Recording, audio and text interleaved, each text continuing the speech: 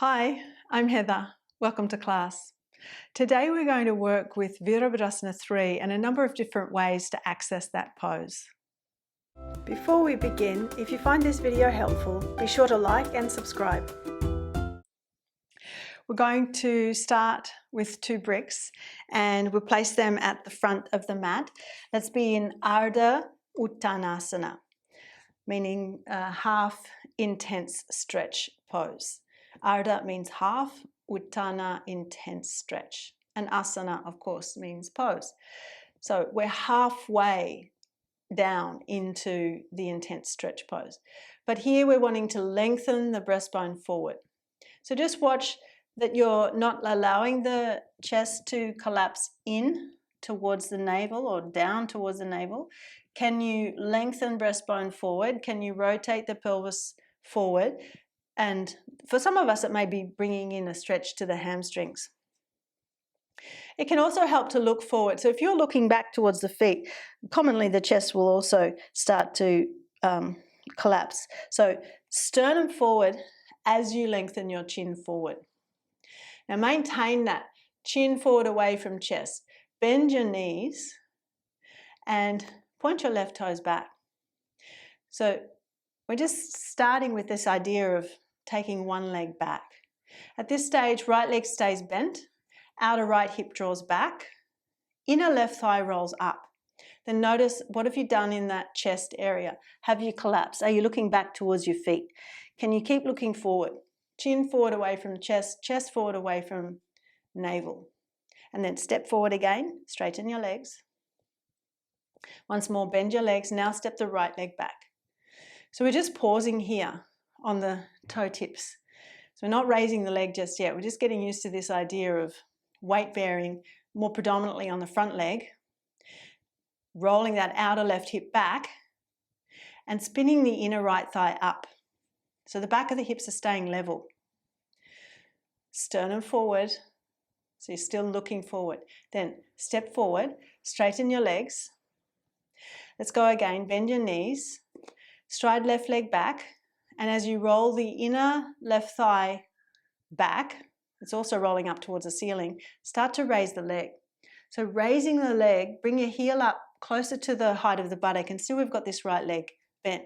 Just getting used to the idea of working left buttock, hamstrings to get the leg up. Then lower, step back, straighten your knees for a moment. Remember, we're drawing the chest forward, lengthening the chin forward. Bend your knees, stride right leg back, and spin that inner right thigh up. Raise the leg up. So as you raise the leg up, let's keep standing leg bent. Roll the inner right thigh up towards the ceiling. See if you can bring your foot up to the level of your hips, and still you're looking forward, chin forward away from chest. Then lower the toes, step back, straighten the knees for a moment. We go again. This time we're going to straighten the standing leg. So bend your knees, stride left leg back, spin the inner left thigh up towards the ceiling as you raise the leg up, then slowly straighten the standing leg. But just watch that you're not collapsing your chest. See if you can keep lengthening your breastbone forward and engaging the abdominals. Draw your navel towards the back abdominal wall. Still, as you draw your chest forward, the shoulder tips need to press back towards the hips. Then bend the right leg, lower the left leg, step forward, straighten the knees. Bend your knees again. Right leg steps back. Roll the inner right thigh up as you raise the leg. Slowly straighten the standing leg. Right leg is already straight. You're rolling inner right thigh up towards the ceiling, drawing breastbone forward, shoulder tips back towards your hips. Then bend the left leg, lower the right leg, step forward, stand up. Let's just take a moment in Tadasana with the arms and legs relaxed for a moment. So in that practice, we're working with the idea and the sensation of raising one leg and trying to keep the pelvis level. Now we're going to do a pose where we're holding a little bit more, and we'll work perhaps with a bit more technique or awareness in the placement of the hips and the pelvis. We need to bring a chair in, so let's take our mat against the wall and we'll place a chair there as well. So we've got our mat against the wall, we've got our chair against the wall, we're still going to utilize our bricks underneath our hands. So the distance that you stand from the chair and from the wall is relative to your leg's length, and you'll find that out in a moment. We come forward again through Ardha Uttanasana, legs are together and the hands are on the tall vertical bricks. Now as we balance on the right leg, we're going to take left leg up, so you can look back, find the chair, bring the ball of the foot onto the top of the chair, onto the handle of the chair, and press your heel back to the wall. So earlier when we were raising the leg, we're having the toes more in a pointed position. Now the foot's more in a dorsiflex position. So the ball of the foot sitting on the handle, heels pushing to the wall. Just note that the chest isn't dropping, so don't look back towards your standing leg. Look forward, beyond the front edge of your mat. Then as you're pressing into the bricks, feel the breastbone lengthen forward, shoulder tips press back. But what about the hips? Can you roll that outer right hip back and get a sense that this left femur bone's feeding into the pelvis? And that outer left hip is rolling down, not excessively, but rolling down enough that the back of the pelvis stays level. Inner left thigh rolls up towards the ceiling. Then let's step that left leg down, back through Ardha Uttanasana. Then raise the right leg so you can look back, find the chair, bring the ball of the foot onto the handle of the chair, press the heel into the wall. So that leg is straight, both legs are straight. Roll the inner right thigh up. So with the toes pointing down towards the floor, the inner right thigh rolling up towards the ceiling is just helping this outer hip to stay in line with the left outer hip rather than lifting too high. Then as you're pressing into the bricks, lengthen the chest forward, away from the navel, and press the shoulder tips back towards your hips. So again, we're emulating the shape of Virabhadrasana III, warrior pose 3, but we're using support. Then let's step down, back through Ardha Uttanasana, and we can come to standing. Now we're going to move our mat away from the wall. We're still going to utilize our chair, but a little bit differently this time. So let's drag the mat away from the wall. And we'll keep our bricks, but this time we turn the chair around. Now, it's helpful if you have a backless chair. What we're going to do is when we raise the back leg, we're going to hook the heel in underneath the handle of the chair and see if we can pick the chair up off the floor. So this just gives us an indication of how much strength is required and what muscular actions are required to maintain Virabhadrasana III. So we talk about the extensor muscles, the muscles on the back of the body. So we've got our spinal muscles, our gluteal muscles and hamstring muscles particularly that we'll be feeling working to lift that chair up. One thing to note though, if you're quite supple, what can often happen is, let's say we've got long hamstrings, we've got a capacity to really flex strongly in the hips and dig the lumbar in. That can be overdone. So what I'm wanting us to be mindful of is containing the abdomen and containing that tendency to overdo here in that pelvic tilt. So navel to the back abdominal wall, keeping this lumbar area long and broad. So we're forward. Now this is where we'll find out how far away from the chair to be. So we're leaning onto our bricks. We're going to take left leg up, and clearly I'm too close. So come forward again. And then when I raise my left leg, I want to bring the ankle, the Achilles tendon there, underneath the back of the chair, the handle of the chair. So I'm in Virabhadrasana III. And before I lift the chair up off the floor, I want to engage these abdominals. Draw navel to the back abdominal wall. Then slowly I pick the chair up. So I'm trying to lift all four legs of the chair up off the floor without rotating this outer hip up. Can I keep the outer left hip rolling down? Sternum forward, shoulder tips back. And then when you lower the chair, you'll have to bend the knee because the chair wants to come down a lot closer to you than where it started. So let's take the chair back again and we'll do the other side. So again, we come forward through Ardha Uttanasana, our hands are on our bricks. Then we raise the right leg.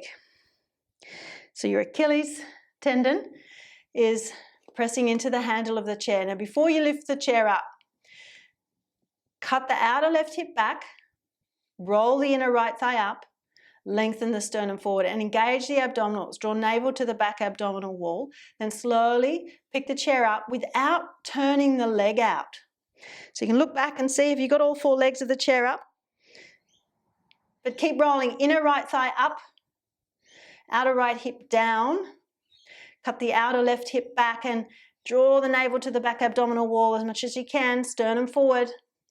And then lower the chair. Take care as you slowly step out of the pose. All right, so now we're going to move the chair and we'll keep our bricks, but now we're going to attempt to balance. Let's use our bricks again, vertical bricks underneath our hands. So the positioning, we could consider wrists under the shoulders, ankles under the hips. Balancing on the right leg first. Raise the left leg, similar to what we did earlier. So the inner left thigh rolls up. Then you want to push out through the inner foot, and rather than bearing your weight heavily into the bricks, which means you won't be able to take your hands off the bricks, you've got to push your weight back. So as if you're trying to push this left foot to the wall behind you, bring some more weight into the front of that right heel so that you can try to take your hands off the bricks. And then perhaps you can stretch your arms back alongside the body. Try that first. And if you overbalance and use your bricks, hands come back onto the bricks. But you're stretching your arms back, you're rolling the shoulder tips away from the floor, you're lengthening the breastbone forward. And then hands back to the bricks. Lower the left leg. Take a breath here. Then we'll try the other leg. So raise the right leg. Don't shrink the sternum. Roll the inner right thigh up to the ceiling. Endeavour to keep the back of the pelvis level. Then weight bearing completely in that left leg. Stretch the arms back alongside the body. Press the shoulder tips back, away from the floor. Sternum forward. Breath steady. Then hands back to your bricks. Lower the right leg. We step forward and stand up. Now we're going to try one more variation, this time more the classic presentation of the pose with the arms stretching forward. We'll use our bricks just in case we overbalance and we need to refer to them. So let's have them on the floor in front of the sticky mat. And we'll start with a Virabhadrasana I positioning. So right foot to the front of the mat. Stride the left leg back. You can keep the heel up. And we'll take the arms all the way up. So we're lifting the arms. It can be helpful to keep the hands shoulder width apart. Inhale. Then lengthen forward as you exhale. So you're pitching your weight forward. Hop the back leg in. Keep pitching your weight forward as you reach your arms forward. Resist the forearms away from the floor as you raise the back leg. Inner left thigh rolls up. And here I overbalance. So keep that inner left thigh rolling up, outer right hip back. Then you can bend the knee, stride back, stand up from Virabhadrasana I. All right, let's swap legs. Often we have one leg that works better for us in our balancing pose. I know for me, my right leg doesn't balance as well as the left leg. So let's see how we go on the other side. Left leg forward, right leg back. Virabhadrasana I. Raise the arms up. Inhale. Lengthen forward as you exhale. Front body's long. Hop the back leg in. Pitch your weight forward as you raise the back leg. So stretching the arms forward, resisting the forearms away from the floor.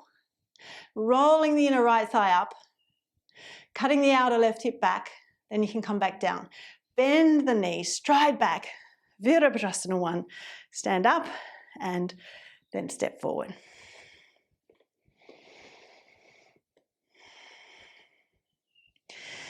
Now, our heart rate goes up a lot when we practice warrior poses. So let's do Uttanasana to have a rest. So we can use our bricks. We'll come through Ardha Uttanasana, feet are apart.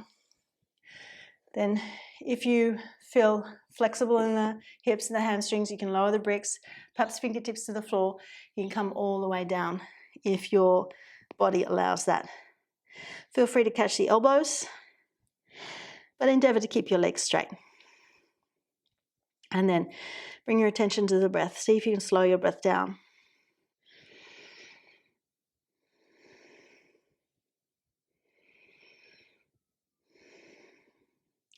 And then we'll come up and out of the pose. So hands to the waist, raise the head up, lift the torso up, stand all the way up. So what we practiced today, a few different ways of accessing the pose. It can be a challenging pose, but as we chip away, and particularly using the props, then that will help us. If you enjoy practicing with me, head over to my website and check out my video library, heatherkitchenyoga.com.au. That's it for today. Thanks for joining me. For more in-depth teaching, check out the video library on my website, heatherkitchenyoga.com.au. The link is in the description box below.